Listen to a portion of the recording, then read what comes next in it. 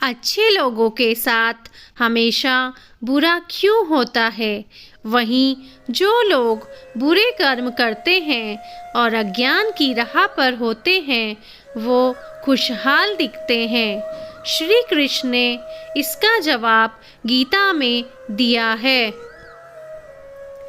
आपने महसूस किया होगा कि जो लोग अच्छे कर्म करते हैं वो परेशान रहते हैं, वहीं जो बुरे कर्म करते हैं वो खुशी से रह रहे होते हैं। अच्छे कर्म करने वाले परेशान होते हैं कि आखिर उन्हें इतनी परीक्षा क्यों देनी पड़ रही है, जबकि जो अधर्म की राह पर हैं वो खुश हैं और जिंदगी का लुत्फ उठा रहे हैं। अगर आपके मन में भी ये सवाल आया है तो आज हम आपको इसका जवाब देंगे। ये जवाब वह है जो भगवत गीता में लिखा है और श्री कृष्ण ने अर्जुन को दिया था।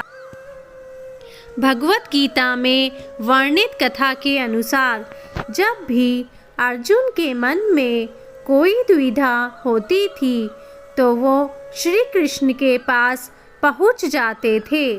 एक बार की बात है, अर्जुन ने भगवान श्री कृष्ण के समीप आकर कहा कि वो द्विधा में हैं और इसका जवाब वह श्री कृष्ण से चाहते हैं। श्री कृष्ण ने पूछा कि क्या सवाल है?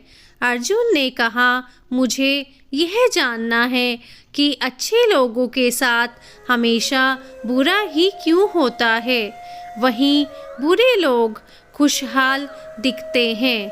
अर्जुन के मुंह से ऐसी बातें सुनकर श्री कृष्ण मुस्कुराए और कहा, मनुष्य जैसा सोचता है और महसूस करता है वैसा कुछ नहीं होता है, बल्कि अज्ञानता की वजह से वह सच्चाई नहीं समझ पाता है। अर्जुन उनकी यह बात समझ नहीं पाए। इसके बाद श्री कृष्ण ने कहा, वह जानते हैं? श्री कृष्ण ने अर्जुन से कहा, पार्थ, मैं तुम्हें एक कथा सुनाता हूँ। उसे सुनकर तुम समझ जाओगे कि हर प्राणी को उसके कर्म के हिसाब से ही फल मिलता है। प्रकृति हर किसी को अपनी राह चुनने का मौका देती है। अब वह मनुष्य की इच्छा पर निर्भर करता है कि उसे धर्म की राह चुननी है या अधर्म की। कथा शुरू करते हुए श्री कृष्ण ने कहा, एक नगर में दो पुरुष रहा करते थे। एक पुरुष व्यापारी था जिसके जीवन में धर्म की बहुत महत्ता थी। वह पूजा पाठ में यकीन रखता था। वह हर रोज मंदिर जाता था और दान धर्म भी करता था और हर रोज भगवान की पूजा करता था। वहीं दूसरा पुरुष बिल्कुल विपरीत था। वह हर रोज मंदिर तो जाता था लेकिन पूजा करने नहीं, बल्कि मंदिर के बाहर से जूते चप्पल चुराने। उसे दान और धर्म से कोई लेना देना नहीं था। समय बीतता गया और एक दिन बहुत जोर की बारिश हो रही थी। इस वजह से मंदिर में पुजारी के अलावा कोई नहीं था। यह बात जब दूसरे पुरुष को पता चली तो उसने कहा कि यह सही मौका है मंदिर का धन चुराने का। पंडित से नज़र बचाकर उसने मंदिर का सारा धन चुरा लिया। उसी समय धर्म कर्म में विश्वास रखने वाला व्यक्ति भी मंदिर पहुंचा। दुर्भाग्य से मंदिर के पुजारी ने उसे ही चोर समझ लिया और चिल्लाने लगे, वहाँ लोग एकत्र हो गए और उसे बहुत मारा। किसी तरह वो बचते बचाते वहाँ से निकला तो दुर्भाग्य ने उसका साथ वहाँ भी नहीं छोड़ा। मंदिर के बाहर वह एक गाड़ी से टकरा गया और घायल हो गया।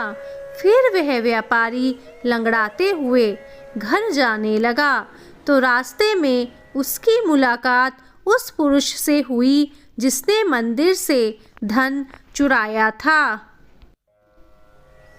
उसने कहा, आज तो मेरी किस्मत चमक गई, एक साथ इतना सारा धन मिल गया। यह सब देखकर उसे बहुत बुरा लगा और उसने अपने घर से भगवान की सारी तस्वीरें निकाल दी। कुछ सालों बाद दोनों ही पुरुषों की मृत्यु हो गई। मरने के बाद जब दोनों यमराज की सभा में पहुँचे और भले पुरुष ने दूसरे व्यक्ति को देखा तो उसे बहुत गुस्सा आया।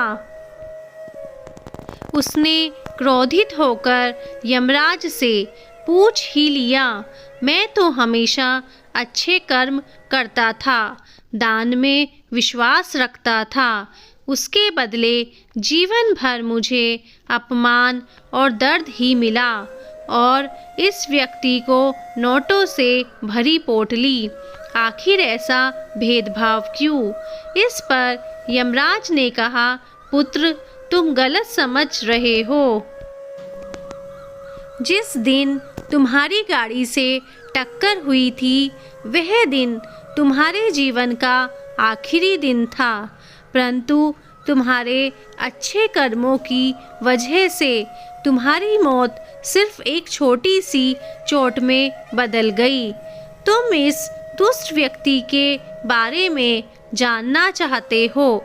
दरअसल इसके भाग्य में राजयोग था, मगर इसके कुकर्मों और अधर्म की वजह से वह सिर्फ एक छोटी सी धन की पोटली में बदल गया। कथा सुनाने के बाद श्री कृष्ण अर्जुन से कहते हैं, पार्थ, क्या अब तुम्हें तुम्हारे सवाल का जवाब मिल गया? ऐसा सोचना कि भगवान तुम्हारे कर्मों को नज़रअंदाज कर रहे हैं, यह बिल्कुल भी सत्य नहीं है। भगवान हमें कब, क्या, किस रूप में दे रहे हैं, मनुष्य को समझ में नहीं आता है, मगर आप अच्छे कर्म करते रहें तो भगवान की कृपा हमेशा बनी रहती है। इसलिए अपने अच्छे कर्मों को बदलना नहीं चाहिए, क्योंकि उसका फल हमें इसी जीवन में मिलता है। इसलिए मनुष्य का फर्ज है कि वो हमेशा अच्छे कर्म करते रहें, क्योंकि श्री कृष्ण ने गीता में भी बताया है कि किसी के द्वारा किया गया कर्म बेकार नहीं जाता है, चाहे वह अच्छा हो या बुरा। ऐसी ही और वीडियोस देखने के लिए प्लीज़ हमारे चैनल को लाइक, सब्सक्राइब एंड शेयर कीजिए। धन्यवाद।